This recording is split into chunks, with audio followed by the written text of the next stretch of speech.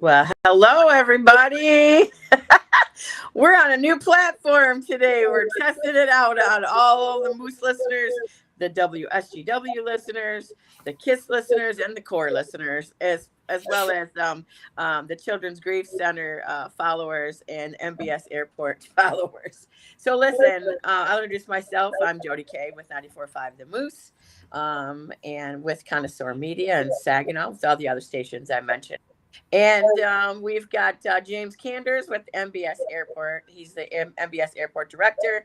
And we have Chris Sabrin from the Children's Grief Center. And we're going to be talking about a crazy fun event that we do every year. And we absolutely love it.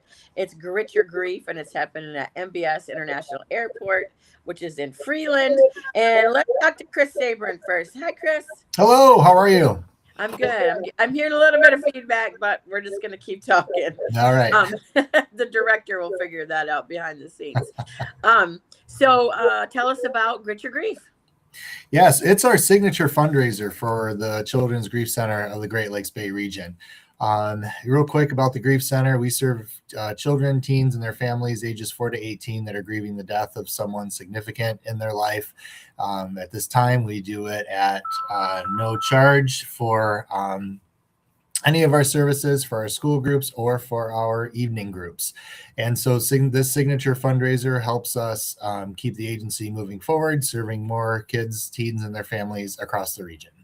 Such a great cause, and you know this. I already know this. So James, over at the MBS, what time does this event start on Saturday? It's this Saturday, by the way. What time does it start? Well, for me, it starts on Friday. It started last Friday for you. Okay, all right. It actually started for me last November. Yeah. With FAA planning, but for the day of the event. I think the registration is going to start opening at 8 a.m. I know people are going to be gathering there at 7 a.m. The airport staff and I, we will be getting things set up on the backside to make sure it's all ready to go. And I know we've got some of the race promoters are going to be here on Friday to kind of get things started and measured out. So we're real excited to have another year of event at MBS. Right. And for those of you who don't know what Grit Your Grief run, the Runway, what it is, it's a 5K. And it's on the old part of the airport tarmac, correct? Yeah, the old where the old terminal used to be, that parking area. Yeah, it is, and it's massive, and we have so much fun out there. And I love it that it's all in one area. Now, that's not the only thing happening during Grit Your Grief, Run the Runway. Chris, what else is happening Saturday? So this is our 4th year at MBS, and it's really exciting that we're able to say that. It's actually the 6th year of the run. The first 2 years were in 2 different locations. But when we started this event at MBS, we wanted to create a type of environment. So in addition to the run walk that happens in the secure space, there's also a family color run, which doesn't happen on the runways, but a big grassy space right there at the event space. So there's family color run as well. There's first responders there showing the kids the equipment. There's a kids zone with bounce houses and crafts to do. We'll have some other area agencies there, tabling and so on. And new this year, we actually have the flight school from Barstow Airport in Midland. I believe it's Slipstream. Is that correct, James? Yes. They're going to be there as well, doing some tabling. And they're going to have one of their aircraft there as well. So that's a new development this year. Wow. In addition, we have a pancake breakfast available. And James shared some history on fly-in pancake breakfast, so I'll throw it to him in a second. But for a $10 ticket, all you can eat pancakes, sausage, drinks, things like that will be there to help us continue to raise funds. But the whole idea of the pancake breakfast came from the idea of fly-in events for hobby pilots. So I don't know, James, you want to on that? Yeah. So the term in the industry is typically the $100 hamburger. That's a phrase that came about because a lot of pilots who have these small private airplanes, they look for things to do on the weekend, places to fly, where they can fly in, see an event, maybe participate. and get some food. So this is a perfect event for that type of operation where they'll come in, they'll fly, we'll park them right next to the event grounds, so they can see the runners and participants, and they can and vice versa. So they come in and we'll get them to the event grounds and then get them back out of the aircraft and off when they're done having breakfast and watching. Do a lot of them do this? It varies. It's all dependent on weather. That's why I really don't want to jinx the weather. I know you kept saying that before we went live. So if it's sunny and not very cloudy, there's a higher likelihood they're going to come in and participate. I think it's going to be perfectly fine, to be honest with you. But I'm not jinxing it. I'm just saying I've been lucky my whole life, and I'm telling you, it's going to be fine. So can anybody still get in on the race, Chris? Absolutely. Yes, absolutely. So registration is still live right now. If you go to childrensgriefglbr.org, there's a link to the race page there. So that's the easiest way to get there. I'm looking at our live signups right now, and we're at 446, hoping to break the record. And if we hit 500, that'll break the record. So what that also means is you have today, tomorrow, and to sign up, but also Friday, because today's only Wednesday. I lost track of my days. But day of, if you wake up that morning and you're thinking, you know what, I would love to run or walk and see what it's like to experience the Runway course, you can show up. Registration starts at 8 a.m. and we will take on-site registrations up to when the race starts at 10 a.m. We do have to be careful. We only have a window of how long we can allow people out there. So just a few minutes after the race kicks off, we will close that registration. However, if families want to participate in the color run, that starts at 11:30. So we will have registrations for that up until the start of the color run as well.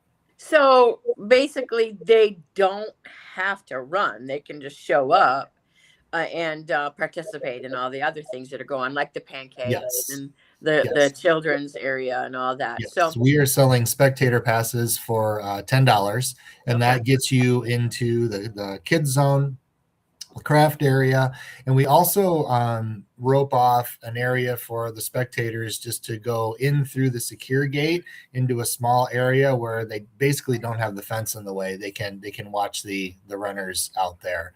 I do want to mention real quick, Jody K, that if somebody does decide, they want to power walk the event, one of the cool parts about the course is you get a chance to see the operational side of the big hangars that you don't really get to see when you're driving on Garfield Road, or I believe it's Freeland Road is the cross street. I just live around the corner. I'm literally. Yeah, so I can almost see the airport. Yeah. So it's a really neat perspective, and I always like to share the first time James took me out, to look at the runways and so on. I had zero idea how big and how wide those runways and taxiways are until I was a small, just me standing out there looking at it. It's a really cool perspective. So then the runners get to see that then, and the walkers. You don't have to run; you can walk, right? That's correct. Okay, all right. Yep. Are they going to force you to run? I mean, no. If you're that was a weird question. I'm sorry. If you're dogging it, we don't have all day. I mean, we do need to off at some point. James does need to reopen, the portion that we're using. Right. But no, everybody, we have never had an issue. People have always been very great and understanding and following, the rules, because it is, and I know James might touch on this, it's the secure space, right? We need to be really careful. We don't allow, much out there. If you take something out, it has to be attached to your person. We do allow, if anybody's wondering, we do allow strollers, but the only thing that can be in the stroller is the child. You can't have stuff, out on the, extra stuff out on the runway that could, get sucked up by an airplane engine. Right. I can see how, I guess I didn't realize that the last 3 years that I've been there. So I had a question. Is there gonna be a DJ there? Because I know last year we were jamming. Oh That was yeah, great. oh yeah. We've got our DJ back this year, and Is it the he's same one? it is the same one. Yeah, Is it Ryan? believe that's his name. Yes, Yeah. I believe so. Yeah. I That- trained Ryan to be a DJ. Oh, you did? No. Yeah. Ryan's gonna watch us and go, I know. That's funny. That's funny. If it's Ryan, yeah, then I trained that guy. So I'll get to see him. He's really good. Oh yeah. He has the best teacher. Yeah. Yeah, of course. He increased his system this year too, so we can have better coverage in the Oh my gosh. It was booming. You gotta have entertainment. 100%. You gotta have people might even put their own headphones on, but I mean if you forgot them, then you've got your DJ out there. That's right. I wish I knew his company name, but I just know him as Ryan. Anyway, so just a little bit about the Children's Grief Center. Where do you cover? What areas? Yeah, so we have our evening program location in Midland Bay and Saginaw counties. So in Midland, we have our home office here on James Savage Road, just near Costco. In Bay County, we rent space from Unity of Bay City, which is a religious space. We're not a faith-based organization. We just rent their space. It works really great for us. Number one, they're amazing partners, but number two, it's an old elementary school. So lots of green space, lots of nice big rooms. In Saginaw County, we rent space from the Mid-Michigan Children's Museum. And so, amazing partners. But our reach, though, we have families that drive as far north as Harrison and Beaverton and Gladwin. Wow, okay. As south as Flint come up to our Saginaw program. We have a family that's been driving from Harbor Beach over in the Thumb area as well. That's way at the tip. Yeah, and we have families who drive from Mount Pleasant, in Isabella County as well. So our footprint, and that footprint has grown dramatically over the last year and a half, actually. So there's that. We have about 160 kids on our evening program rosters, but our school-based program has also grown quite a bit as well. Last year, our school grief support specialist, Lexi, ran 55 school programs in 45 buildings across that same footprint as well. So a total of 700 kids were served last year and their families, and that number is rising. We already have several families who have called for support, and we're getting them ready to go for our fall program year, and also telling them about our drop-in events over the summer. How, I don't know if I've asked you this before. How did this all start? So we were founded in 2014 by Camille Dre-Snitschke. And we were actually an idea born out of the Tony and Trish house, which is in Auburn. And they are where I live right now. There you go. All right. Awesome. And they, so they're an end-of-life home. And so in supporting those families after, somebody dies, they saw the children and they saw the grief. They tried to figure out a program, but just realized they didn't have the capacity. So after lots of conversation and Camille getting involved, they tapped her on the shoulder. She has lots of experience with whole body wellness, arts, crafts. She also has her own grief story as well, where she experienced grief and watched her daughter go through it. And so realized that maybe she could fill a gap in the community. So in 2014, she started it with 8 kids, where she borrowed a space at a church just south of Midland. And from 2014, starting with 8 children, now to 2026, up to about 700 kids, she started a really great thing for the community, and we have her to thank for us being here. That's amazing. Well, thank you, Camille. Are you guys ever looking for volunteers or anything? Oh, always. Yes, okay. Always. In fact, we're super fortunate for this event. We have just about 100 volunteers who have signed up to help us out. And that's my task for today, is to make sure they get their confirmation emails and all, assigned where they need to be. Right. But we have volunteers who actually facilitate our groups, and they get quite a bit of support and go through a pretty intense training. Yeah. But we also have volunteers who are group support who go through a couple hours training. And that training isn't to be intimidating. It's just to be able to make sure we're all on the same page about how to talk to the kids, what's going to happen on group nights, and so on. But we have volunteers who come into the office, help us out with office tasks. We have a lot of businesses who employees will come in on a day of giving or a day of support, and they'll help us with some crafts and preparation and even building cleaning, because this building's pretty big and there's 4 of us employed, and it can be hard for the 4 of us to keep up with it. So you don't even know what's all involved when you do something like this until you get in it, and then you're like, oh, we need someone to come in and clean. yes, Take out the trash. Yeah, that's amazing. I'm sure it's a massive operation over there at MBS. And do you guys, how do you guys prepare for something like this, James? Well, when I said I start working on this, last November, that's true. I submit.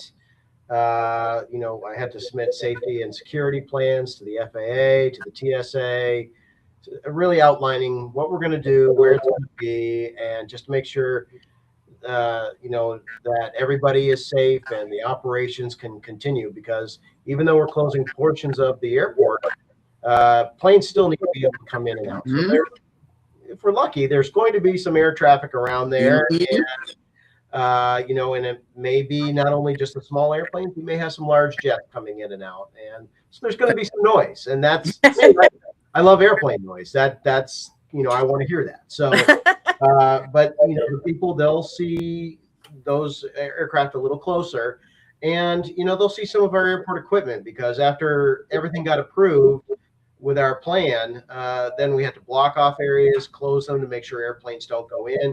You'll see large pieces of airport equipment out there, kind of a big visual deterrent. Don't run past this point, please.